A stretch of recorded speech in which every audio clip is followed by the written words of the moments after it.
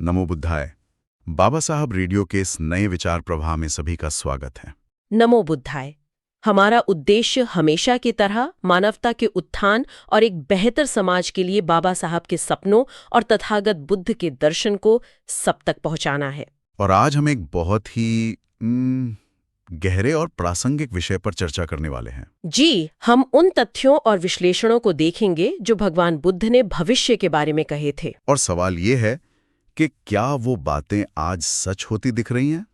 चलिए इस पर थोड़ी गहराई से बात करते हैं। हमारी हर चर्चा का मकसद यही होता है कि समझ को और गहरा किया जाए, सोचने पर मजबूर किया जाए। तो हम चाहेंगे कि इस यात्रा में आप हमारे साथ चलें, चैनल को सब्सक्राइब करें और हाँ, कमेंट में जरूर बताएं कि आप ये चर्चा कहाँ से सुन रहे हैं। आपके विचार हमारे लिए बहुत मायने रखते हैं। तो चलिए शुरू करते हैं।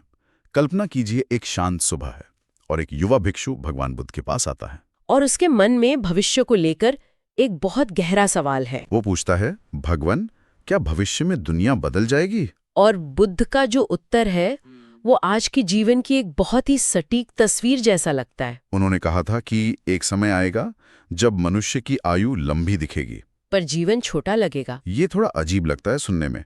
उम्र लंबी पर जीवन छोटा। मतलब शरीर तो शायद 100 साल जी लेगा, पर मन बहुत थका हुआ होगा। अच्छा। लोग काम में, दुनिया में इतने उलझ जाएंगे कि अपने भीतर झांकने का समय ही नहीं निकाल पाएंगे। ये बात तो आज बिल्कुल सच लगती है। तनाव, इतना सारा सोचना और जीवन की ये तेज रफ्तार। ऐसा लगता है जैसे हम खुद को ही भूलते जा रहे हैं। बिल्कुल। बुद्ध ने इसका कारण भी बताया था कि मनुष्य बाहर की दुनिया में इतना खो जाएगा कि अपने अंदर की शांति को सुन ही नहीं पाएगा। हाँ, मन का शोर ही उसकी सच्चाई बन जाएगा। और ये हमें अगले बिंदु पर लाता है, उपकरणों पर निर्भरता। जी, और ये बात तो बहुत ही चौंकाने वाली है। बुद्ध ने ये भी संकेत दिया था कि भविष्य में इंसान ऐसे उपकरण बनाएगा जो उसका काम तो आसान कर देंगे, लेकिन वो उन्हीं पर निर्भर हो जाएगा। हाँ, इतना निर्भर कि वो अपनी असली शक्ति खो देगा। शक्ति मतलब? शारीरिक बल नहीं। यहाँ मतलब है मानसिक शक्ति, जैसे ध्यान लगाने की शक्ति, धैर्य रखने की शक्ति, मैं या बस खाली बैठने की शक्ति। बिल्कुल। उन्होंने कहा था कि इंसान की आंखें हर पल किसी नई सूचना का इंतजार करेंगी, उसका ध्यान बार बार टूटेगा। ये तो आजकल नोटिफिकेशन कल्चर के मुंह तरह होना चाहिए, हर मिनट फोन चेक करना। बिल्कुल। और इस निर्भरता का सीधा असर हमारे रिश्तों पर पड़ेगा। कैसे? बुद्ध ने कहा था कि लोग जल्दी जुड़ेंगे और उतनी ही जल्दी टूट जाएंगे, क्योंकि रिश्तों को गहरा होने के लिए समय चाहिए, ध्यान चाहिए। और वो ध्यान तो अब बटा हुआ है।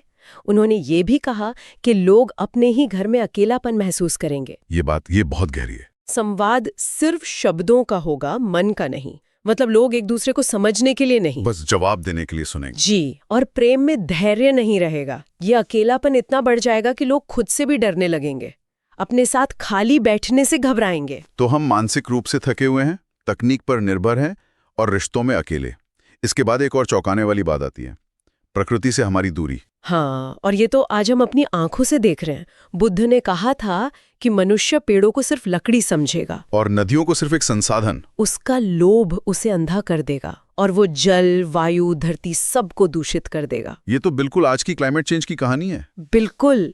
लेकिन इससे भी आगे उन्होंने कहा कि जब प्रकृति प्रतिक्रिया देगी, मतलब जब बारिश समय पर नहीं होगी, जब हवा गर्म होगी, जब खाने में स्वाद नहीं रहेगा, तब इंसान को अपनी गलती का एहसास होगा।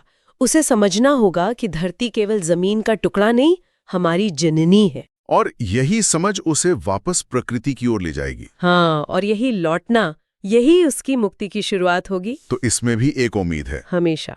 अब सबसे जरूरी भविष्यवाणी पर आते हैं, जो धम्म को लेकर थी। हाँ, कहा गया कि भविष्य में धम्म कमजोर हो जाएगा। इसका मतलब ये नहीं कि धर्म खत्म हो जाएगा, इसका मतलब है कि उसका सार खो जाएगा। लोग धर्म को वस्त्र की तरह पहनेंगे, है ना? बिल्कुल। उसे हृदय से नहीं अपनाएंगे।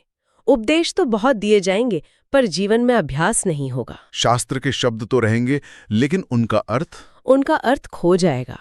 लोगों को लगेगा कि धर्म समाप्त हो गया है। लेकिन बुद्ध कहते हैं कि धम्म कभी नष्ट नहीं होता। कभी नहीं। वो केवल छिप जाता है, जैसे सूरज बादलों के पीछे। और वो फिर से प्रकट कब होगा? जब मनुष्य अपने दर्द और दुखों से टूटकर जब वो सच में सत्य की तलाश करेगा तब धम्म फिर से प्रकट होगा। और ये किसी एक व्यक्ति के जरिए नहीं होगा। नहीं, कुछ लोग दीपक की तरह होंगे। वो अपने आचरण से, अपने जीवन से रास्ता दिखाएंगे और उनके प्रकाश से मानवता अंधकार से बाहर आएगी। तो सवाल ये है कि इस मुश्किल समय में एक आम इंसान को क्या करना चाहिए? क्या बुद्ध ने इसका भी कोई मार्ग बताया है? हाँ बिल्कुल, उन्होंने 5 बातें कहीं जो भविष्य में इंसान की रक्षक बनेंगी, कवच की तरह। अच्छा, तो वो 5 बातें क्या हैं? पहली है अपने मन को देखना सीखना। मतलब मेडिटेशन? एक तरह से हाँ, अपनी सांसों पर ध्यान देना, क्योंकि जब भी मन भटकता है तो सांस ही वो लंगर है जो उसे वर्तमान में वापस लाती है। जो अपनी सांस में लौटना सीख गया वो अपने मन में लौट आया। बिल्कुल।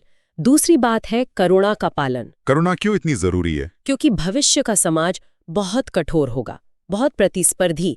ऐसे में मन का स्वार्थी हो जाना बहुत आसान है। करुणा वो मन को कठोर होने से बचाएगी। सही बात है। और तीसरी? भीतर मौन खोजना। हर दिन कुछ समय के लिए बस खुद के साथ बैठना, बिना किसी उपकरण के, बिना किसी शोर के। ये तो आज सबसे मुश्किल काम लगता है। इसीलिए ये सबसे जरूरी भी है। इसी मौन में हमें अपने अंदर की शांति मिलती है। और चौथी बात? सत्य को हृदय में खोजना, दिखावे की दुनिया में अपने अंदर की ईमानदारी से जीना। जब आपके विचार, शब्द और कर्म एक हों। बिल्कुल। और 5वीं और आखिरी बात, पृथ्वी का ध्यान रखना।